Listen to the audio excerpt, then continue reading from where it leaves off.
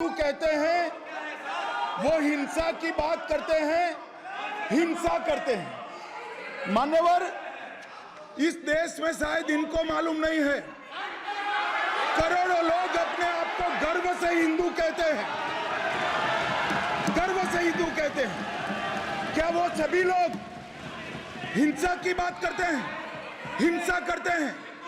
हिंसा की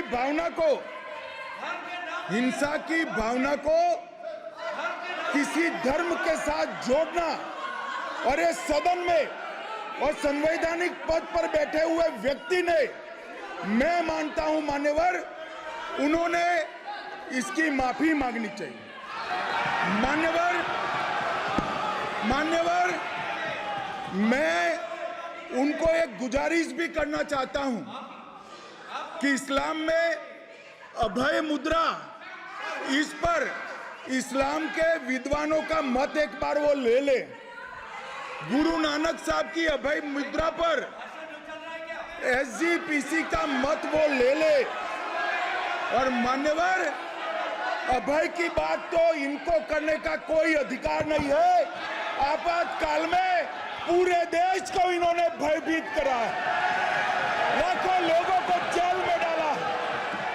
और आतंक, वैचारिक आतंक अगर कभी था, वैचारिक आतंक कभी था तो आपातकाल के वक्त था। और मान्यवर, दिल्ली में दिन दहाड़े हजारों सिख भाइयों का कत्लेआम उनके शासन में हुआ। आज वो भय की बात कर रहे हैं। मान्यवर, मेरा आपसे आग्रह है कि श्री राहुल गांधी, नेता प्रतिपक्ष, पहला भाषण होने के बावजूद माफी मांगनी चाहिए, न केवल सदन, पूरे देश की माफी मांगनी चाहिए।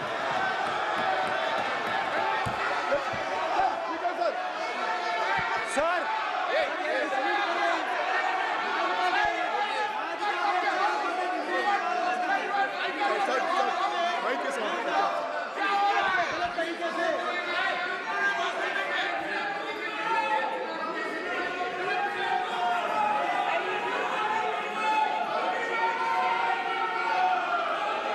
स्पीकर सर,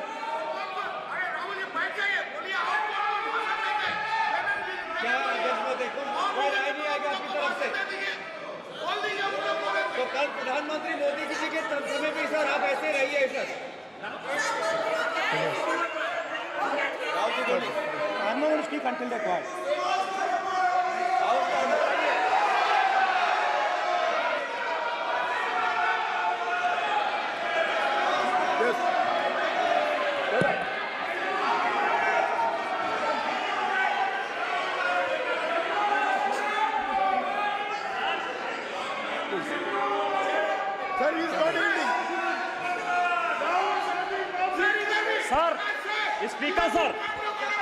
स्पीकर सर, ये संविधान की बात कर रहे हैं सर, और इसी संविधान का आर्टिकल 25 कहता है कि किसी भी धर्म के ऊपर कोई भी व्यक्ति किसी को हिंसावादी करार नहीं दे सकता है।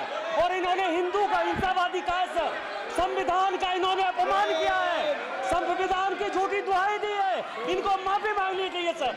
ये आर्टिकल 25 है सर संविधान का, सर इनको माफी मांगनी चाहिए। आर्टिकल 25 जो है संविधान, और ये देश संविधान से चलता है, ये पार्लियामेंट संविधान से चलता है सर, इनको माफी मांगनी चाहिए सर। ये संविधान से ऊपर नहीं है सर, कांग्रेस संविधान से ऊपर नहीं है। आर्टिकल 25, कल्याण बनर्जी जी बताए आर्टिकल 25 क्या था? आप उनको कहिए आप लोग का जमींदारी है क्या? क्या समझते हो? पार्लियामेंट का आप लोग का जमींदारी है क्या? जमींदारी बिठा दी।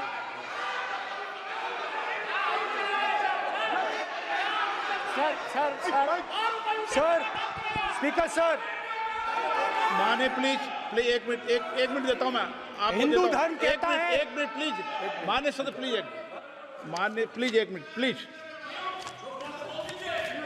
माननीय सदस्यगण, ये सदन की एक मिनट एक मिनट मैं दूंगा, अलाउ करूंगा आपको। माननीय सदस्यगण, इस सदन की एक गरिमा रही है और हमें संवाद चर्चा करते समय इस सदन की गरिमा को रखना चाहिए और ऐसी कोई भी आपत्तिजनक बात जो पूरे समाज के पर विषय हो, कम से कम प्रतिपक्ष के नेता को बोलते समय ध्यान रखना चाहिए। मैं इसको सीरियस तरीके से देखूंगा।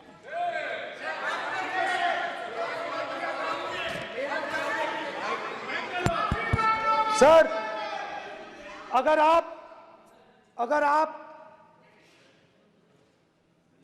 हिंदू धर्म के जो महापुरुष हैं,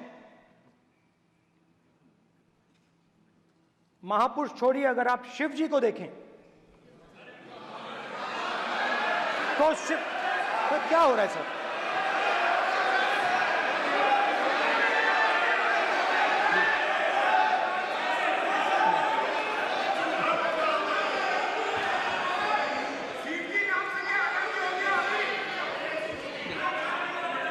अगर आप शिव जी को देखें तो उनकी इमेज से आपको पता लगता है कि हिंदू डर नहीं फैला सकता, हिंदू हिंसा नहीं फैला सकता, हिंदू नफरत नहीं फैला सकता। और बीजेपी 24 घंटा नफरत, हिंसा, नफरत, हिंसा, नफरत, हिंसा। स्पीकर सर, कहां तक इन्होंने डर फैला दिया है?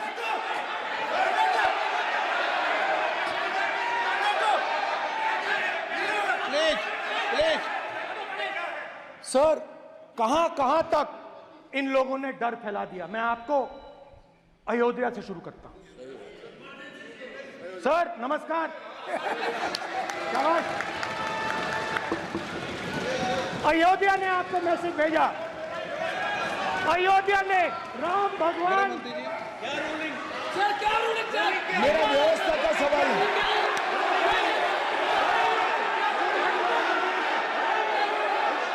इस सदन के नियमों की पुस्तिका, इससे कुछ सदस्यों को क्या मुक्ति दे दी गई है? आपके गाइडेंस के बाद भी बार बार तस्वीर बताना, पूरे बीजेपी को हिंसा कर रही है ऐसे कहना, खड़े होकर एक दूसरे के बीच में हस्तधून करना, सारे नियम इनको लागू नहीं होते हैं। नियम मालूम नहीं है तो ट्यूशन रख ले साहब। सदन इस तरह से नहीं चल सकता है। ये सदन, मेरा आपसे आग्रह है कि ये सदन ऑर्डर में रहना चाहिए, नियमों के अनुसार रहना चाहिए। ये हम सभी सदस्यों का आपसे विनंती है। स्पीकर सर, एक मिनट प्लीज। माननीय सदस्यगण, आप ही किताब राम बताएं। भगवान की जन्मभूमि ने, अपेक्षा करता हूं कि अपन इसके नियम प्रक्रिया चले। नो, सब चले। नो, आपने बताया था नियम। नो,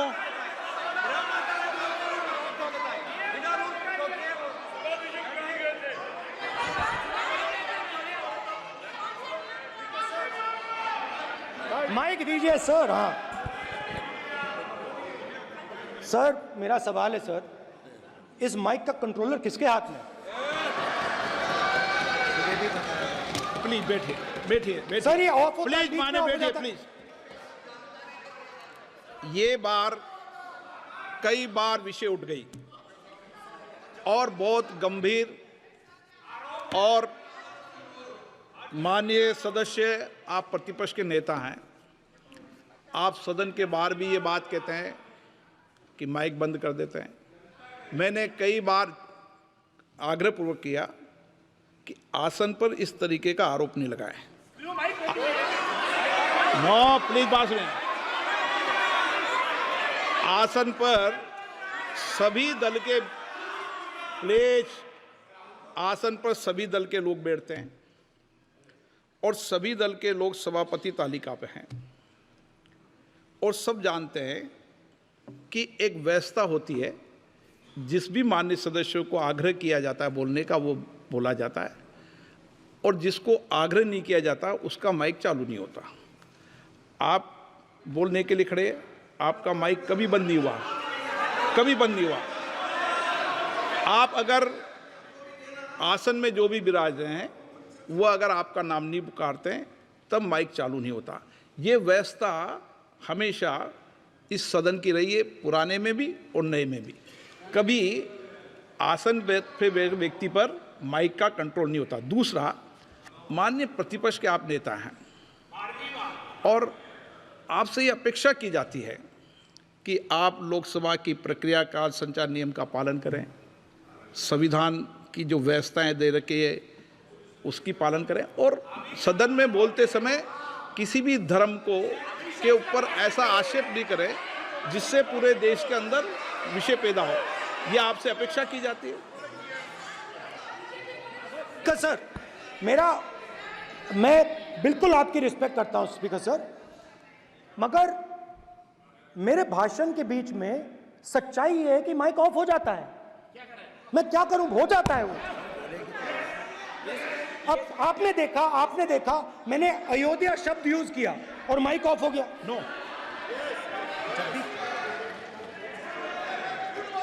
अरे ये प्रधानमंत्री मोदी जी के टाइम में आधा आधा कह रहा है क्या? तो अयोध्या ने राम भगवान की जन्मभूमि, प्लीज ब्रदर, राम भगवान की जन्मभूमि ने बीजेपी को मैसेज दिया और ये आपके सामने मैसेज बैठे हुए हैं। मैंने इनसे पूछा, कल कॉफी पी, इनसे मैंने पूछा कि बताइए ये हुआ क्या। बीजेपी ने राम मंदिर का इनॉग्रेशन किया, बोलने दीजिए, राम मंदिर का इनॉग्रेशन किया। अरे भाई आप हार गए, उसको सहन करिए। नाम बोलने की कोई जरूरत नहीं है, मैं भाषण दे रहा हूं, आप नहीं दे रहे हो। मुझे बोलना है जो बोलना है, मुझे नाम लेने की कोई जरूरत नहीं। मुझे जो बोलना है मैं बोलूंगा। तो अयोध्या ने मैसेज दिया और मैंने इनसे पूछा कि हुआ क्या, और इनका जवाब आया। मैंने उनसे पूछा कि आपको कब पता लगा कि आप अयोध्या में जीत रहे हो, और आपने कहा पहले दिन से मुझे पता था। सही बात। और मैंने कहा ये क्या हुआ। उन्होंने कहा राहुल जी, अयोध्या में एयरपोर्ट बना, अयोध्या की जनता से जमीन छीनी गई और आज तक उन्हें मुआवजा नहीं मिला है। उन्होंने कहा, सही बात, उन्होंने कहा कि अयोध्या में जो भी छोटे छोटे दुकानदार थे, जो भी छोटी छोटी बिल्डिंग्स थी, उन सारों को तोड़कर गिरा दिया गया और उन लोगों को सड़क पर कर दिया गया। इन्होंने यह भी कहा कि अयोध्या के इनॉग्रेशन में अयोध्या की जनता को बहुत दुख हुआ, क्योंकि इनॉग्रेशन में अदानी जी थे, अंबानी जी थे, मगर अयोध्या का कोई नहीं था। और ये